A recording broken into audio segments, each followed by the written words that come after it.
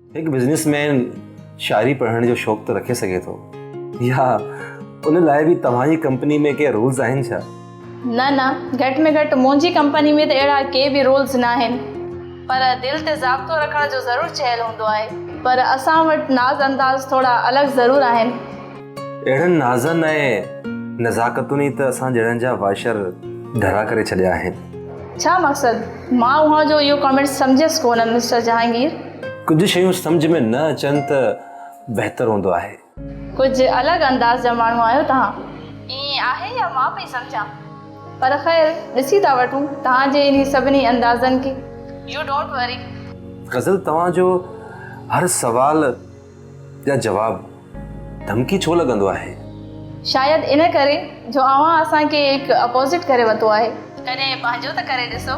इहे ई सवाल ऐं जवाब असांखे प्यार जी ॿोलीअ में लॻंदा। प्यार खां डपु लॻंदो आहे, पर हूंदा हुनजे पोयां ई आहियूं। पोइ इन करे इन वक़्त ताईं बैचलर रहंदा आया हो तव्हां?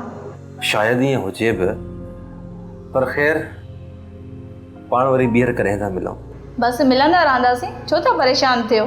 जंहिं वक़्तु दिलि घुरियो या ज़रूरत पई तव्हांजी आॾो हूंदसि। Okay, thank U.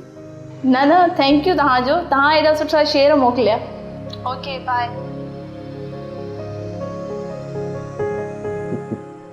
मूं त रहीम साहब खे इहो चयो आहे त तव्हांखे को कंपोज़र ॾियां त जीअं तव्हां पंहिंजूं कहाणियूं डिक्टेट करायो ऐं उहो उते कंपोज़ कंदो रहंदो, पर साईं सफ़ा इनकार करे छॾियो। असल में रहीम साहब नथो चाहे त हुनजे वज़न जो हिसो कंहिं ॿिए ते पवे।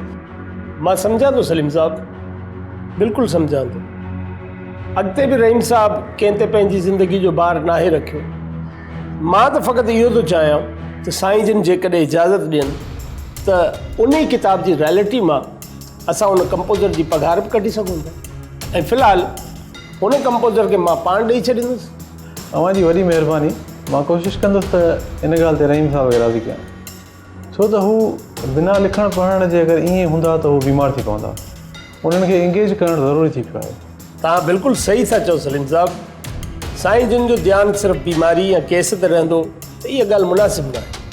तव्हांखे रिक्वेस्ट आहे त जॾहिं इंक्वायरी थिए त रहीम साहब खे जेतिरो बि थी सघे उनखे सेफ करियो। इन में अव्हांखे चवण जी का बि ज़रूरत न आहे। मूं ते अॻी रहीम साहब जा घणेई अहसान आहिनि। मां हिन वक़्तु जंहिं जाइ ते मौजूदु आहियां रहीम साहब जी महिरबानी सां पहुतल आहियां, ऐं मूंखां जेको बि थी सघंदो इंशाअल्लाह उन्हनि जी हेल्प ज़रूरु कंदुसि। सलीम साहब, तव्हां त कुझु वरितो ई कोन, न चांहि न कॉफ़ी। न, अव्हांजी वॾी महिरबानी। असल में मूंखे हितां घर वञिणो आहे ऐं उनखां पोइ कोर्ट वञिणो आहे।